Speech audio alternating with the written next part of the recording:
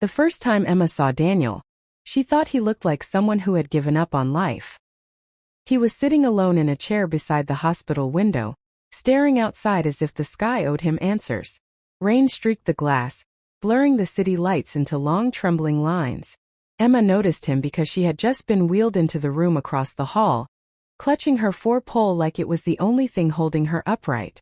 She wasn't supposed to be walking yet, but hospitals had a way of making her feel trapped, and she hated feeling trapped more than she feared pain. Daniel didn't notice her at first.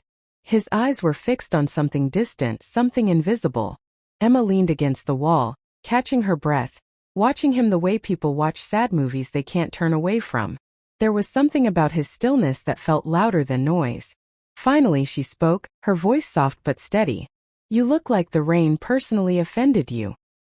He blinked, startled, as if he'd forgotten other humans existed. He turned his head slowly and saw her. Thin hospital gown, messy hair, tired eyes, but a small mischievous smile. "It didn't offend me," he said quietly. "It just fits." She raised an eyebrow. "Fits what?" "My mood." Emma nodded thoughtfully. "Well, that's depressing." He almost smiled. Almost. And that almost was the first crack in the wall he'd built around himself. Emma had been admitted 3 days earlier after collapsing at work. What she thought was exhaustion turned out to be a heart condition she'd ignored for years. The doctor said she'd need surgery soon. She joked about it with nurses, laughed with visitors, and told everyone she was fine. But at night, when the hallways grew silent and machines beeped like distant metronomes, she felt fear crawl into her chest like cold smoke. Daniel had been in the hospital much longer. His younger sister, Lily, was in intensive care after a car accident. She hadn't woken up in 2 weeks. He spent every day beside her bed, talking to her about everything she was missing. Their dog learning a new trick, the coffee shop she liked reopening, the silly shows she used to binge. He told her stories because silence scared him more than bad news. Emma learned all this gradually. She started timing her walks to coincide with when Daniel sat by the window. At first, they only exchanged small comments about the weather or the terrible hospital coffee. But conversations grew the way dawn grows. Slowly, gently, until suddenly there was light everywhere. She told him about her job as a kindergarten teacher, and how one of her students once tried to mail a slice of pizza to his grandma. He told her about Lily's dream of becoming a photographer, and how she used to chase sunsets like they were celebrities. Emma laughed easily. Daniel listened carefully. He didn't realize how much he needed that balance until he felt it. One evening Emma didn't come out. Daniel noticed immediately. He waited by the window longer than usual, pretending to scroll through his phone. Nurses passed. Carts rattled. The rain came again. But no Emma. A strange uneasiness settled in his chest. He told himself it didn't matter. They were practically strangers. Still, his feet carried him down the hall to her room before his mind could argue. She was lying in bed, pale, eyes closed, wires attached to her like vines. For a second, panic hit him so hard he couldn't breathe. Then her eyes fluttered open. She saw him and smiled weakly. "Wow. I leave the hallway for 1 day and you come looking for me. I must be unforgettable." He let out a breath he didn't know he'd been holding. "You scared me." The words slipped out before he could stop them. They hung in the air, honest and unpolished. Emma studied his face and saw something real there. Not politeness, not obligation, but concern. It warmed her more than any blanket. "I'm okay," she whispered. "Just surgery tomorrow." He nodded slowly, pulling a chair beside her bed. "You want me to sit with you for a while?" She shrugged lightly. "Only if you promise not to stare at me like I'm a science experiment." "No promises," he said. She chuckled softly, and for the first time that day, fear loosened its grip on her chest. That night they talked for hours. About childhood memories, favorite songs, embarrassing moments, dreams they hadn't told anyone. Emma admitted she was terrified of not waking up after surgery. Daniel confessed he was terrified Lily never would.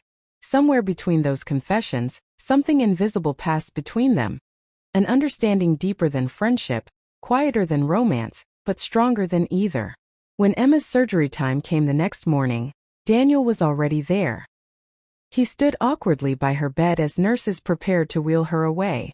Hey, she said softly, reaching out her hand. He took it without hesitation. Her fingers were cold but steady. If I don't wake up, she whispered, you have to promise me something. His throat tightened. You will wake up. Promise anyway. He swallowed. Okay. What? Go outside. Watch a sunset for me. And smile at it. Not one of your almost smiles. A real one. He nodded, unable to speak. She squeezed his hand. And if I do wake up, you have to watch it with me. That was the first time he truly smiled. The hours of her surgery felt longer than the 2 weeks he'd waited for Lily to wake. He paced, sat, stood, prayed. Something he hadn't done since childhood. When the surgeon finally stepped out and said, she's stable, Daniel felt his knees weaken with relief. He didn't realize until that moment how deeply she'd rooted herself into his heart. Days passed. Emma recovered slowly. Each step down the hallway a tiny victory. Daniel visited her every morning before seeing Lily. Sometimes they talked. Sometimes they just sat quietly, comfortable in shared silence. Nurses started teasing them. Emma denied everything with dramatic outrage. Daniel just looked embarrassed. Then one afternoon everything changed. Lily woke up. Daniel was sitting beside her bed reading one of her favorite books aloud when he felt her fingers twitch. He froze. Slowly her eyes opened, confused but alive. The joy that exploded inside him felt too big for his body. He laughed and cried at the same time, calling for doctors, thanking every force in the universe. When things finally settled, he ran down the hallway straight to Emma's room. She woke up, he said breathlessly. Emma's face lit up brighter than sunlight. I knew she would. He didn't realize he was crying until she reached out and wiped a tear from his cheek. See, she said gently, rain doesn't last forever. In that moment, Daniel understood something simple but life-changing. Hope grows best when someone shares it with you. A week later, Emma was discharged. The hospital handed her papers, instructions, and a plastic bag of medications. But what she felt most strongly was the weight of goodbye. She found Daniel by the window where they first spoke.